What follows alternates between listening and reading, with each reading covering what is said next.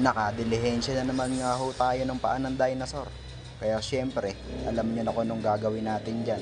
Tara, simulan na natin ang hatulan. Bale sa pressure cooker ko na siya lulutuin sa loob ng 5 minuto. Maganda-gandang padali to, simot pati buto. Pasingawin para di ka masabugan. Simulan na natin ang pagbalasa ng mga aromatiko. Simulan natin sa mantika. Unang ibabagsak ang sibuyas. Bali-balik ka rin hanggang mahilo. Saka isusunod ng ikalawang aromatiko, ang bawang syempre. Hindi rin syempre magpapahuli ang tanglad. Pampabango, pampalasa, pampasarap ng sabaw pa. Halu-haluin hanggang umabot sa kapitbayang aromansa. Bagsakin na ang paa at sisimulan na natin ang paglagay ng unang pampalasa. Walang iba kundi ang Sprite. Syempre, hindi magpapahuli ang Silver Swan. Tatakpan muna kita pansamantala. Saka bubuksan na naman. Bagsakan ng 2 pisong paminta. Tuloy-tuloy lang. Hindi na natin patatagalin yan. Wala na tayong ibang gagawin dyan. Bali, hihintayin na lang natin humupa ang baha.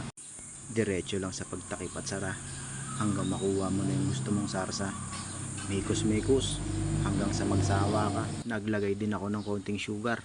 Extracted from the body of tubo. So paano? Hanggang dito na lang.